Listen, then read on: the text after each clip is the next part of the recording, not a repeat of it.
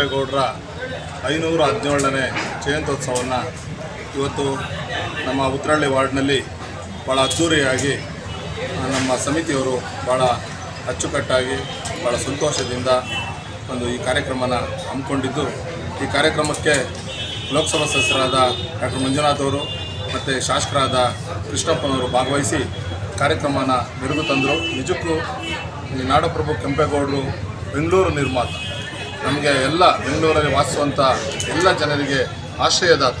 ಹಾಗಾಗಿ ಅವರ ಒಂದು ಜಯಂತ್ಯೋತ್ಸವ ಮಾಡೋದು ನಮ್ಮ ಕರ್ತವ್ಯ. ಹಾಗಾಗಿ ಇವತ್ತು 517ನೇ ಜಯಂತ್ಯೋತ್ಸವವನ್ನು ಭಾಳ ಅದ್ದೂರಿಯಾಗಿ ಮಾಡಿದ್ದೀವಿ. ನಿಜಕ್ಕೂ ಸ್ವರ್ಗದಲ್ಲಿರುವಂಥ ಕೆಂಪೇಗೌಡರಿಗೆ ಒಂದು ಒಳ್ಳೆಯದಾಗಲಿ ಅಂತಲೂ ಸಹ ಹೇಳ್ತಾ, ಎಲ್ಲರೂ ನಮ್ಮ ಬೆಂಗಳೂರು ವಾಸ ಮಾಡುವಂಥ ಎಲ್ಲ ಜನರು ದಿನಕ್ಕೊಂದು ಬಾರಿ ಅವ್ರನ್ನ ಜ್ಞಾಪಿಸ್ಕೊಂಡು ವಾಸ ಮಾಡಿ ಅಂತ ಈ ಮೂಲಕ ಹೇಳ್ತಾ ನನ್ನ ಮಾತನ್ನು ಮುಗಿಸ್ತೀನಿ. ಜೈ ಹಿಂದ್, ಜೈ ಕರ್ನಾಟಕ. ಇದು ನಮ್ಮ ನಾಡಪ್ರಭು ಕೆಂಪೇಗೌಡ ಸೇವಾ ಸಮಿತಿಯಿಂದ 2ನೇ ಅದ್ದೂರಿಯಾದಂಥ 517ನೇ ಜಯಂತ್ಯೋತ್ಸವ. ಈ ಜಯಂತ್ಯೋತ್ಸವ ಕಾರ್ಯಕ್ರಮಕ್ಕೆ ನಿಮ್ಮೆಲ್ಲರ ನೆಚ್ಚಿನ ಲೋಕಸಭಾ ಸದಸ್ಯರಾದಂಥ ಡಾಕ್ಟರ್ ಮಂಜುನಾಥ್ ಅವರು ಬಂದಿದ್ದರು. ಭಾಳ ಖುಷಿಯಾಯಿತು. ಇಲ್ಲಿ ನೆಚ್ಚಿನ ಶಾಸಕರು, ಅಭಿವೃದ್ಧಿ ಅಹಂಕಾರ, ನಮ್ಮೆಲ್ಲರ ಜನಸ್ನೇಹಿ ಶಾಸಕರಾದಂಥ ಕೃಷ್ಣಪ್ಪ ಅವರು ಬಂದಿದ್ದರು. ಭಾಳ ಖುಷಿಯಾಯಿತು. ಹಾಗೆ ನಮ್ಮ ಕೆಂಪೇಗೌಡ ಸೇವಾ ಸಮಿತಿಯ ಪ್ರೋತ್ಸಾಹಕರು ನಮ್ಮ ಹನುಮಂತಣ್ಣವರು, ಅವರ ಪ್ರೋತ್ಸಾಹ ನಮಗೆ ತುಂಬ ಇದೆ. ಅವರ ಸಹಕಾರ ನಮಗೆ ತುಂಬ ಬೆಂಬಲ ಇರೋದ್ರಿಂದ ಈ ಕಾರ್ಯಕ್ರಮ ಹೀಗೆ ನೆರವೇರಿತು. ಹಾಗಾಗಿ ಈ ಕೆಂಪೇಗೌಡ ಜಯಂತ್ಯೋತ್ಸವಕ್ಕೆ 517ನೇ ಜಯಂತ್ಯೋತ್ಸವಕ್ಕೆ ನಮ್ಮೆಲ್ಲರ ಸ್ನೇಹಿತರಾದಂಥ ಬಲರಾಮಣ್ಣವರು, ನಾಗೇಣ್ಣವರು, ರಾಕೇಶ್ ಗೌಡರು, ಅರುಣ್ ಅವರು, ಹೇಮಂತ್ ಅವರು ಎಲ್ಲ ಹೇಳ್ತವರು ತುಂಬ ಹೆಸರಿದೆ. ಹಾಗಾಗಿ ಎಲ್ಲರ ಸಹಕಾರದೊಂದಿಗೆ ಈ ಜಯಂತ್ಯೋತ್ಸವ ತುಂಬ ಅದ್ದೂರಿಯಾಗಿ ನೆರವೇರಿತು. ಇಲ್ಲಿ ಬಂದಿರುವಂಥ ಎಲ್ಲ ಅಭಿಮಾನಿಗಳಿಗೂ ಕೆಂಪೇಗೌಡರ ಸ್ಮರಿಸಿದ್ದಕ್ಕೆ ತುಂಬ ಧನ್ಯವಾದಗಳನ್ನ ಅರ್ಪಿಸ್ತೇನೆ. Thank you. ಕೆಂಪೇಗೌಡ ಸೇನಾ ಸಮಿತಿ ಆಯೋಜಿಸಿದ 2ನೇ ವರ್ಷ ಇದು 517ನೇ ನಾಡಪ್ರಭು ಶ್ರೀ ಕೆಂಪೇಗೌಡ ಜಯಂತ್ಯೋತ್ಸವವನ್ನು ಮಾಡ್ತಾ ಇರೋದು. ಇದು ಕೇವಲ ನಾವು ವಿಷ್ಣುವರ್ಧನ್ ಸ್ಟ್ಯಾಚು ಇಂದ ಇಲ್ಲಿವರೆಗೂ ಬೆಳ್ಳಿ ರಥದಲ್ಲಿ ಕೆಂಪೇಗೌಡರ ಒಂದು ಪ್ರೊಸೆಷನ್ ಮೂಲಕ ಇಲ್ಲಿ ಆಗಮಿಸಿ ಇಲ್ಲಿ ಎಲ್ಲ ನಮ್ಮ ದಕ್ಷಿಣ ವಿಧಾನಸಭಾ ಕ್ಷೇತ್ರದ ಶಾಸಕರು ಹಾಗೂ ಇಲ್ಲಿರುವಂಥ ನಿಕಟಪೂರ್ವ ಕಾರ್ಪೊರೇಟರ್ ಆದಂಥ ಹನುಮಂತಯ್ಯ ಅವರು ಹಾಗೂ ಎಲ್ಲ ಪದಾಧಿಕಾರಿಗಳು ಇವತ್ತಿಲ್ಲಿ ಆಗಮಿಸಿದರು. ಇದು ಕೇವಲ ಕಾರ್ಯಕ್ರಮ ಮಾತ್ರ ಅಲ್ಲ, ಇವತ್ತು ನಿಮಗೆಲ್ಲ ಗೊತ್ತಿದೆ ಶ್ರೀ ನಾಡಪ್ರಭು ಕೆಂಪೇಗೌಡರು ನಮಗೆಲ್ಲ ಹಾಕೊಟ್ಟಿರುವಂಥ, ಅವರು ನಡೆದು ಬೆಂಗಳೂರನ್ನು ಕಟ್ಟಿರುವಂಥ ನಮ್ಮ ಎಲ್ಲ ಜಾತಿ ಎಲ್ಲ ವರ್ಗದವ್ರಿಗೂ ಏನು ಒಂದು ಪೇಟೆಗಳನ್ನು ಕಟ್ಟಿ ಮಾರ್ಗದರ್ಶಕರಾದರು. ಅದೇ ಮಾರ್ಗದರ್ಶಕದಲ್ಲಿ ಇವತ್ತು ನಮ್ಮ ನಾಡಪ್ರಭು ಶ್ರೀ ಕೆಂಪೇಗೌಡ ಸಮಿತಿಯ ಚಂದ್ರು ಆಗಿರ್ಬೋದು ಎಲ್ಲ ಪದಾಧಿಕಾರಿಗಳು ಇವತ್ತು ಏನು ಎಲ್ಲರಿಗೂ ಇವತ್ತು ಊಟದ ವ್ಯವಸ್ಥೆಯನ್ನು ಮಾಡಿ, ಜೊತೆಗೆ ಸಾಧಕರಿಗೆ ಸನ್ಮಾನವನ್ನು ಇಟ್ಕೊಂಡು ಯುವಕರು ಏನಿವತ್ತು ಯೋಗದಲ್ಲಿ ಅವ್ರದ್ದೇ ಆದಂಥ ಪ್ರತಿಭೆಯಲ್ಲಿ ಮುಂದುವರೆದಿರುವಂಥ ಯುವಕರನ್ನು ಇವತ್ತು ಈ ವೇದಿಕೆಯಲ್ಲಿ ಕಾರ್ಯಕ್ರಮವನ್ನು ಇವತ್ತು ಅವ್ರಿಗೂ ಕೂಡ ಅವಕಾಶ ಮಾಡಿಕೊಟ್ಟು ಈ ನಾಡಪ್ರಭು ಕೆಂಪೇಗೌಡರ ಏನು ಮಾರ್ಗದರ್ಶನದಲ್ಲಿ ಇವತ್ತು ನಮ್ಮನ್ನ ಇವರೆಲ್ಲರೂ ಪಾಲಿಸ್ತಾ ಇದ್ದಾರೆ. ಅದೆಲ್ಲ ನಮಗೂ ಖುಷಿ ಆಯಿತು. ಹಲವಾರು ಜನ ನೀವೇ ನೋಡಿದ್ರಿ, 1000ಕ್ಕೂ ಹೆಚ್ಚು ಜನ ಇವತ್ತಿಲ್ಲಿ ಸೇರಿದರು. ಎಲ್ಲರೂ ಖುಷಿಪಟ್ಟರು ಈ ಭಾಗದಲ್ಲಿ. ಹಾಗೂ ಶಾಸಕರು ಕೂಡ ನಮ್ಮ ಎಂ ಕೃಷ್ಣಪ್ಪ ಅವರು ಮತ್ತು ಕಾರ್ಪೊರೇಟರ್ ಆದಂಥ ಹನುಮಂತಯ್ಯ ಅವರು ಕೂಡ ಹೇಳಿದ್ರು, ಇಲ್ಲಿ ಈ ಭಾಗದಲ್ಲಿ ಈ ಸರ್ಕಲ್ನಲ್ಲಿ ನಾನು ಕೆಂಪೇಗೌಡರ ಪ್ರತಿಮೆಯನ್ನು ಮಾಡಿಕೊಡ್ತೇನೆ, ಯಾವುದೇ ರೋಡ್ ಅಗಲೀಕರಣ ಅದನ್ನೆಲ್ಲ ಮುಂದಾಲೋಚನೆ ದೃಷ್ಟಿಯನ್ನು ಇಟ್ಟುಕೊಂಡು ಕೆಂಪೇಗೌಡರ ಪ್ರತಿಮೆಯನ್ನು ಇಲ್ಲಿ ಮಾಡಿಕೊಡ್ತೀನಿ ಅಂತ ಹೇಳಿದ್ದಾರೆ. ಇದೆಲ್ಲ ನಾಡಪ್ರಭು ಕೆಂಪೇಗೌಡ ಸೇನಾ ಸಮಿತಿ ಅವ್ರಿಗೆ ಸಲ್ಲಬೇಕು. ಈ ಒಂದು ಏನು ಕೆಂಪೇಗೌಡ ಸರ್ಕಲ್ ಅಂತ ನಾಮಕರಣವನ್ನು ನಾನು ಮಾಡಿಕೊಡ್ತೇನೆ ಅಂತ ಏನು ಭರವಸೆಯನ್ನು ಕೊಟ್ಟಿದ್ದಾರೆ, ಇದು ಶ್ರೀ ನಾಡಪ್ರಭು ಕೆಂಪೇಗೌಡರ ಸೇನಾ ಸಮಿತಿಗೆ ಸಲ್ಲಬೇಕು. ಈ ಸಂದರ್ಭದಲ್ಲಿ ಅವ್ರಿಗೆಲ್ಲರಿಗೂ ನಾನು ಇಲ್ಲಿರೋ ಸಾರ್ವಜನಿಕರ ಪರವಾಗಿ ಅಭಿನಂದನೆಗಳನ್ನ ಸಲ್ಲಿಸೋಕ್ಕೆ ಇಷ್ಟಪಡ್ತೀನಿ.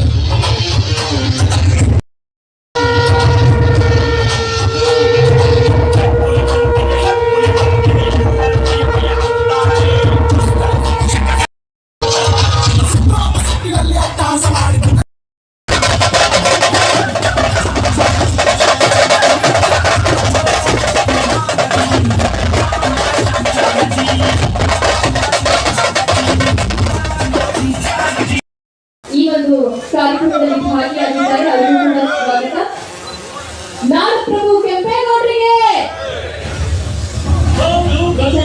ಅವರ ಕೊಟ್ಟಂತಹ ಇಲ್ದಿದ್ರು ಕೂಡ ಎಲ್ಲಾ ಯೋಚನೆಗಳನ್ನ ಹಾಕೊಂಡು ದೂರದೃಷ್ಟಿಯಿಂದ ಬೆಂಗಳೂರಿನ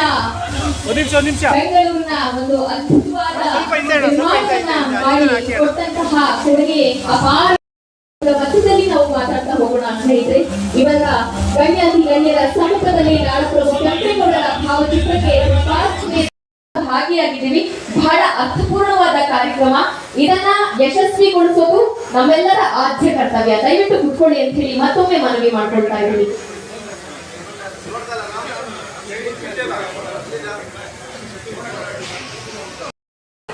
ನಾಡಪ್ರಭು ಕೆಂಪೇಗೌಡರು ನಮ್ಮೆಲ್ಲರ ಹೆಮ್ಮೆ. ಇವತ್ತು ಅವರು ಕೊಟ್ಟಂತಹ ಕೊಡುಗೆಯಿಂದ ನಾವೆಲ್ಲರೂ ಕೂಡ ಬಹಳ ನೆಮ್ಮದಿಯಿಂದ ಜೀವನವನ್ನ ನಡೆಸ್ತಾ ಇದೀವಿ. ಅವರ ಒಂದು ಸಿಂಧು ರಜೋಗನಿ ಗಣಪತಿಗೆ ನಿನಗೆ ವಂದನೆ, ನಂಬಿದವರ ಪಾಲಿನ ಕಲ್ಪತರು ನೀನೇ.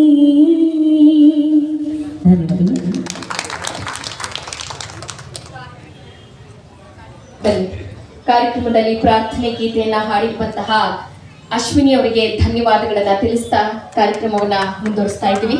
ಇದೀಗ ಬಂದಿರುವಂತಹ ಕಾರ್ಯಕ್ರಮದಲ್ಲಿ ಇದೀಗ ದೀಪವನ್ನ ಬೆಳಗಿಸುವುದರ ಮೂಲಕ ಕಾರ್ಯಕ್ರಮಕ್ಕೆ ಚಾಲನೆಯನ್ನ ನೀಡಲಾಗ್ತಾ ಇದೆ. ದೀಪ ಜ್ಯೋತಿ ಪರಬ್ರಹ್ಮ ದೀಪ ಜ್ಯೋತಿ ಜನಾರ್ದನ ಕರೋತಿ ಕಲ್ಯಾಣಂ ಆರೋಗ್ಯಂ ಶ್ರೀಮಸ್ತು ಶುಭಮಸ್ತು.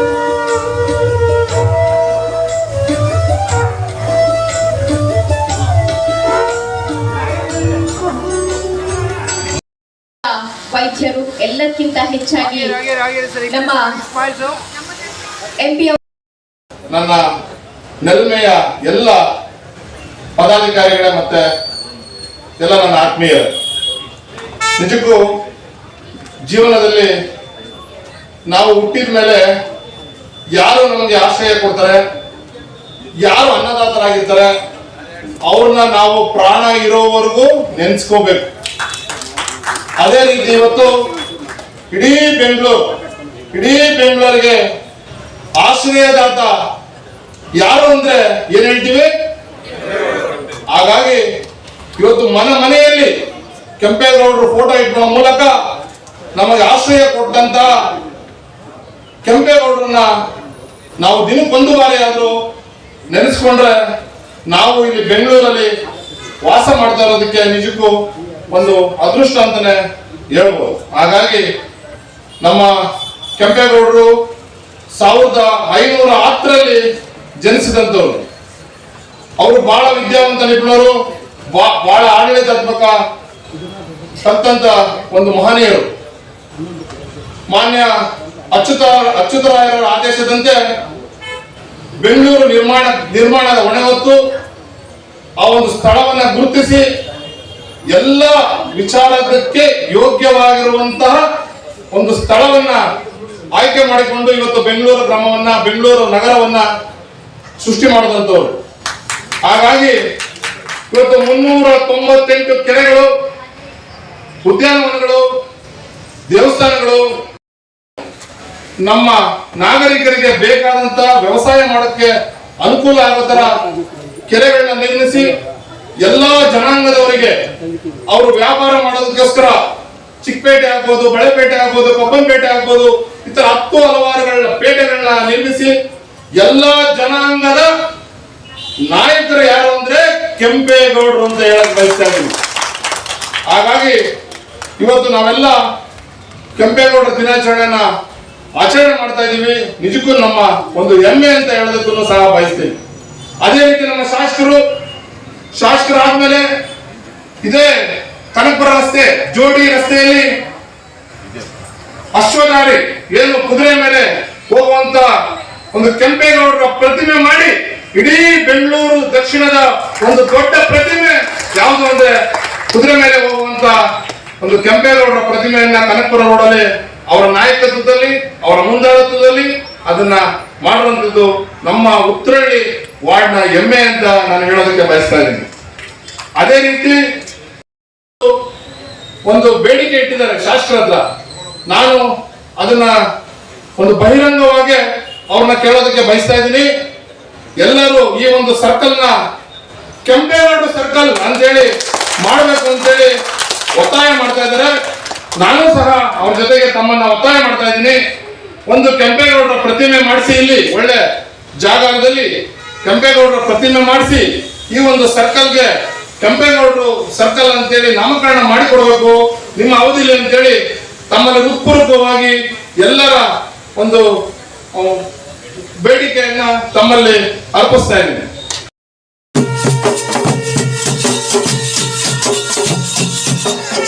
ಎಲ್ಲ ಹಿರಿಯರೇ, ಸ್ನೇಹಿತರೇ, ಶ್ರದ್ಧೆಯ ತಾಯಂದಿರೇ, ಆತ್ಮೀಯ ಗೆಳೆಯರೇ, ಪಟಾಲಮ್ಮ ತಾಯಿ ಪಾದಗಳಿಗೆ ನಮಸ್ಕಾರ ಮಾಡುತ್ತಾ ನಿಮ್ಮೆಲ್ಲರ ನಮ್ಮೆಲ್ಲರ ನೆಚ್ಚಿನ ಮತ್ತು ಆರೋಗ್ಯಕ್ಕೆ ಸಂಜೀವಿಯಾಗಿ ಕೆಲಸ ಮಾಡ್ತಿರುವಂತ ನಮ್ಮ ನೆಚ್ಚಿನ ಲೋಕಸಭಾ ಸದಸ್ಯರು ಆದಂತ ಮಂಜುನಾಥ್ ಸಾಹೇಬ್ರೆ ಮತ್ತು ನಮ್ಗೆ ಜಾಸ್ತಿ ಕಾಟ ಕೊಡುವಂತ ಗೆಳೆಯ ಮತ್ತು ಕೆಂಪೇಗೌಡ ಜಯಂತಿಯ ಗೌರವ ಅಧ್ಯಕ್ಷರಂತ ಹನುಮಂತು ಅವರೇ ಮತ್ತು ಮತ್ತೊಬ್ರು ಕಾರ್ಪೊರೇಟರ್ ಆಗಿದ್ದಂತ ರಮೇಶ್ ರಾಜು ಅವರೇ, ಮತ್ತೊಬ್ರು ತಾಲೂಕ್ ಪಂಚಾಯತಿ ಸದಸ್ಯರಾದಂತ ವಿಜಯ್ ಕುಮಾರ್ ಅವರೇ, ಗಂಗಣ್ಣ ಅವರೇ, ಈ ಕಾರ್ಯಕ್ರಮದ ಎಲ್ಲ ಗೌರವಾನ್ವಿತ ನಾಯಕರೇ, ಚಂದ್ರು ಅವರೇ, ಹೇಮಂತ್ ಕುಮಾರ್ ಅವರೇ, ಅರುಣ್ ಕುಮಾರ್ ಅವರೇ, ರವೀಶ್ ಅವರೇ, ಜಯಶಂಕರ್ ಅವರೇ, ಶಿವಶಂಕರ್ ಗೌಡ್ರೆ, ಶಂಕರೇಗೌಡ್ರೆ, ಜಯರಾಮ್ ಅವರೇ,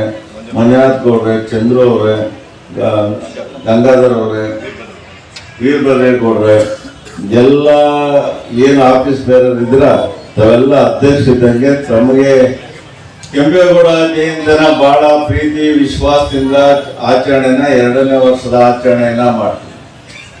ಕೆಂಪೇಗೌಡರು ಏನು ಯೋಚನೆಯನ್ನ ಮಾಡಿದಾಗ ಬೆಂಗಳೂರನ್ನ ತೀರ್ಮಾನ ತಗೊಳ್ಳೋದಕ್ಕೆ ಮೊದಲು ಯಾವುದೇ ರಾಜ್ಯದ ರಾಜಧಾನಿ ಆಗಲಿ ಅಥವಾ ಯಾವುದೇ ಪಟ್ಟಣವಾಗಲಿ ಯಾವುದೇ ನಗರವನ್ನ ಕಟ್ಟಬೇಕಾದ್ರೆ ಹತ್ತಿರದಲ್ಲಿರುವಂತ ನದಿ ತೀರದಲ್ಲಿ ನೀರು ಬಹಳ ಅವಶ್ಯಕತೆ ಅಂತೇಳಿ ನದಿ ತೀರದಲ್ಲೇ ಪಟ್ಟಣಗಳನ್ನ ಕಟ್ತಾ ಇದ್ರು.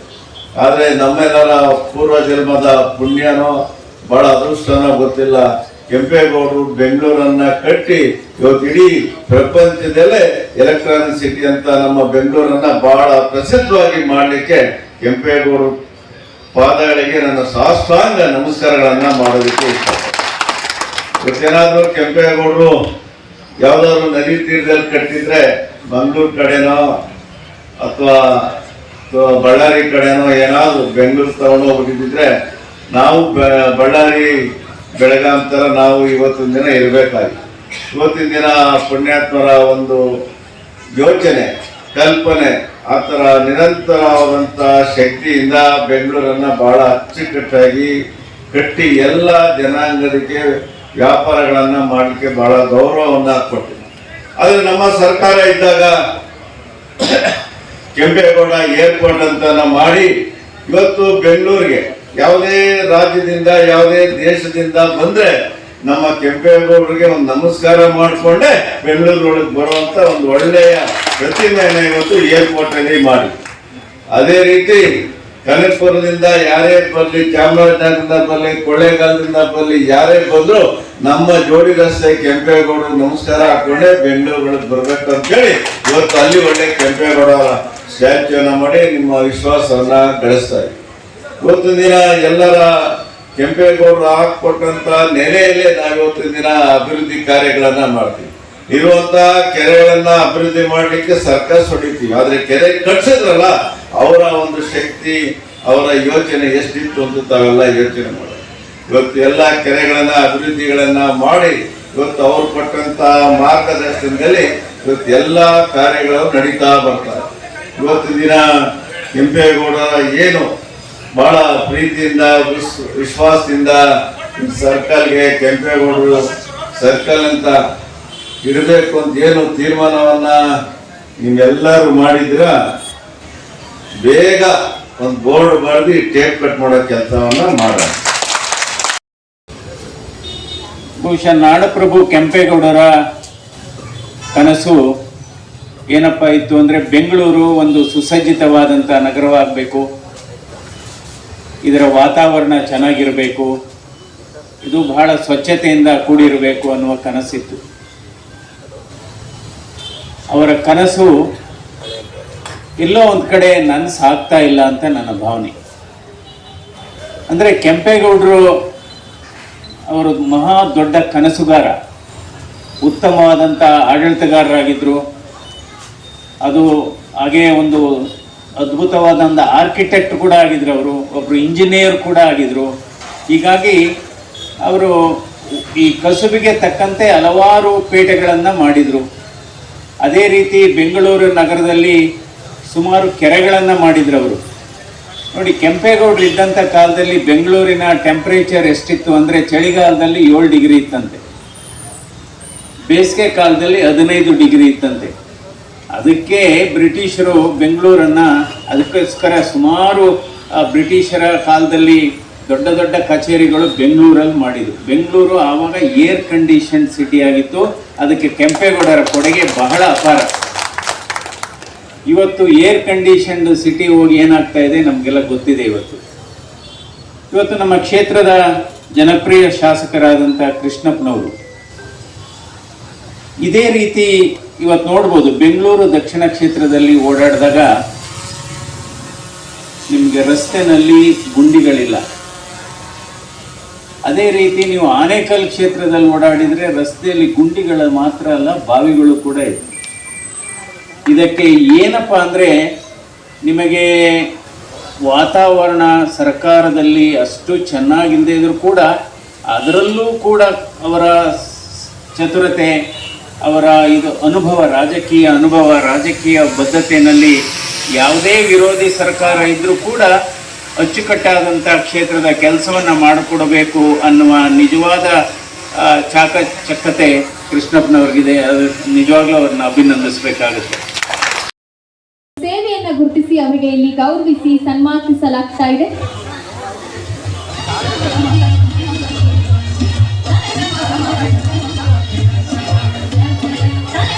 ಪುರುಷೋತ್ತಮ ಅವರಿಗೆ ಕಾರ್ಯಕ್ರಮದ ಪರವಾಗಿ ಅಭಿನಂದನೆಗಳನ್ನ ಸಲ್ಲಿಸೋಣ.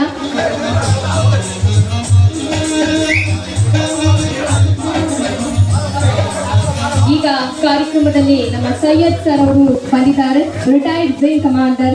ಒಂದು ಚಪ್ಪಾಳೆ ಬರಲಿ, ಯಾಕಂದ್ರೆ ರೈತ ಮತ್ತು ಯೋಧ ನಮ್ಗೆ ಒಂದು ದೊಡ್ಡ ಕಣ್ಣಿದ್ದ ಹಾಗೆ, ಅವರಿದ್ರೇನೆ ನಾವೆಲ್ಲರೂ ಇದ್ದ ಹಾಗೆ. ಅವರಿಗೆ ಕಾರ್ಯಕ್ರಮದ ಪರವಾಗಿ ತುಂಬು ಹೃದಯದ ಅಭಿನಂದನೆಗಳನ್ನ ಸಲ್ಲಿಸೋಣ ಸ್ನೇಹಿತರೆ.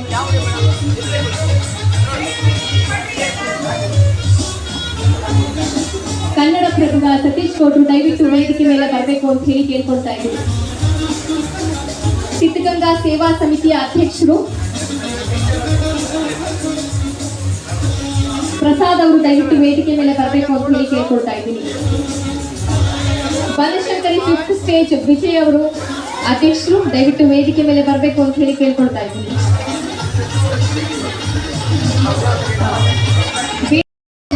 ಹಾಗೆ ವೈದ್ಯರು ಆಗಿದ್ರು ಕೂಡ ವೃತ್ತಿಯಲ್ಲಿ ಸಮಾಜ ಸೇವೆಯಲ್ಲಿ ತಮ್ಮನ್ನು ತಾವು ತೊಡಗಿಸಿಕೊಂಡು ರಾಜಕೀಯ ಪ್ರವೇಶದಲ್ಲೂ ಕೂಡ ತಮ್ಮದೇ ಆದ ಛಾಪನ್ನ ಮೂಡಿಸಿಕೊಂಡಿದ್ದಾರೆ. ಇಂತಹ ರಾಜಕಾರಣಿಗಳು ನಮ್ಮ ಒಂದು ಸಮಾಜ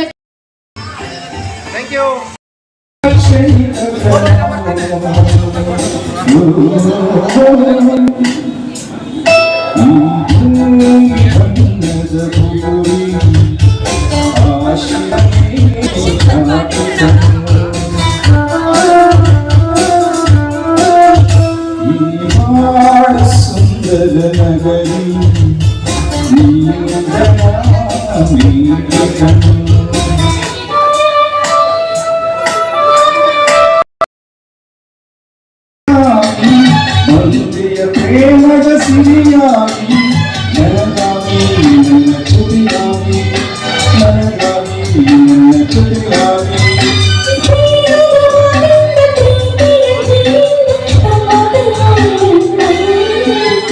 ಸಂತೆಯ